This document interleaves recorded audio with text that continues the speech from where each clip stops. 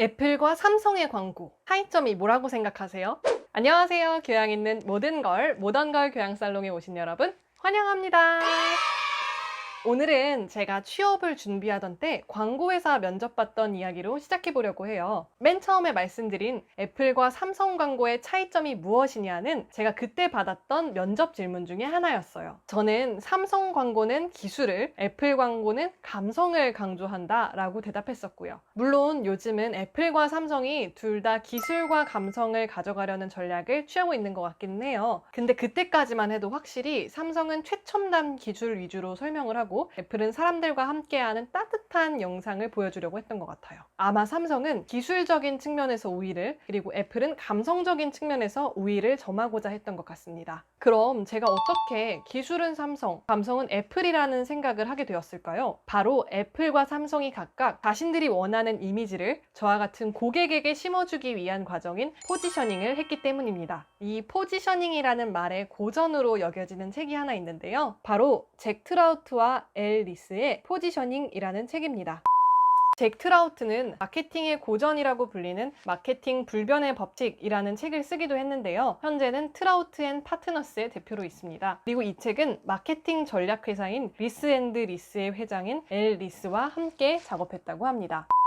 지금은 우리가 포지셔닝이라는 말을 정치나 대인관계까지 확장해서 쓰지만 사실 그 처음은 기업의 브랜드 마케팅에서 시작했습니다. 그래서 이 책은 주로 브랜드 마케팅 광고에 대해서 이야기하는데요. 고객들에게 어떤 이미지로 인식되는 것이 좋을지, 그리고 치열한 경쟁 속에서 어떻게 그 이미지를 선점할지에 대한 이야기를 다루는 책입니다. 그리고 지금은 상품도 브랜드도 광고도 매체도 모두 과잉된 사회라고 말하며, 이때 가장 먼저 해야 하는 것은 메시지를 단순화시켜 고객에게 전달하는 것이라고 말합니다.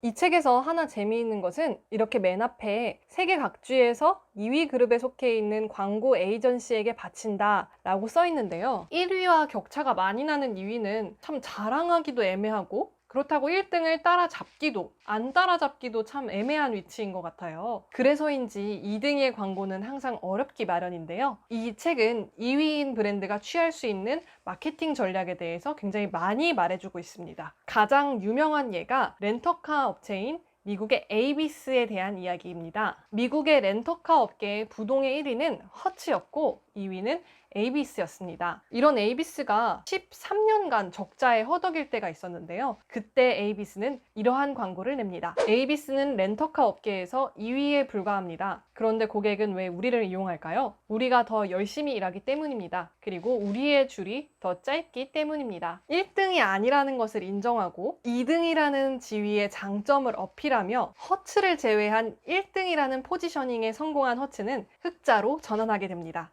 이 광고는 포지셔닝에서 굉장히 유명한 예로 일컬어집니다. 그리고 굳건한 2등이 된 에이비스는 머지않아 이러한 광고를 내게 됩니다. 에이비스가 1등이 될 것이다. 하지만 1등인 허츠가 시장을 완전히 장악하고 있었기 때문에 이변이 없는 한 에이비스가 1등이 될 일은 없었어요. 큰 포부를 내비친 것은 좋았지만 시장의 반응은 영 탐탁지 않았습니다. 소비자들의 마음엔 허츠가 1등이라는 생각이 굳건했기 때문인데요. 이 예는 자신의 위치와 경쟁업체의 위치를 정확하게 파악하고 그에 맞는 마케팅을 하는 것이 중요하다는 것을 보여줍니다.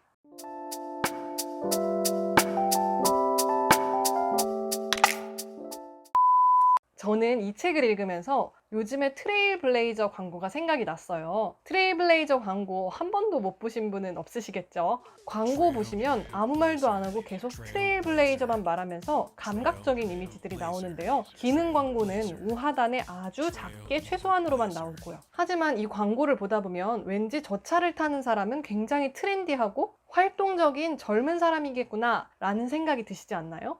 찾아보니 실제로 한국 GM은 이 트레일블레이저 덕분에 2020년 7월에 내수 판매가 현대 기아차에 이어 3위에 올랐다고 합니다. 요즘 같은 시대에 정말 포지셔닝을 잘하고 그것이 매출로 이어진 예가 아닐까 싶습니다.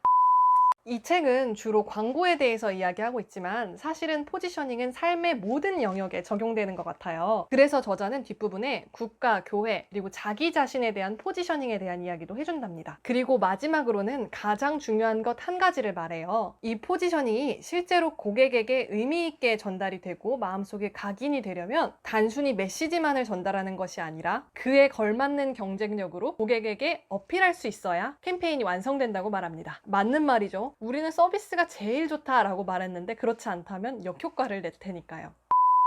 오늘은 이렇게 광고 마케팅의 고전 중 하나로 일컬어지는 포지셔닝에 대해서 알아봤습니다. 고객의 마음에서 떠나지 않을 간결하고 명확한 이미지를 고객에게 어필하라. 말은 참 쉬워 보여도 사실 쉬운 일이 아니죠. 하지만 또 메시지가 과잉된 요즘 같은 사회에는 이것만큼 맞는 말이 없는 것 같습니다. 그 점에서 여러분들도 나의 상황을 한번 잘 점검해보고 어떻게 포지셔닝 하는 게 좋을지 고민해보시면 좋을 것 같습니다. 그럼 오늘 내용도 유익하셨길 바랍니다. 여러분 좋아요와 구독 누르시고 오늘도 교양 있는 하루 보내세요.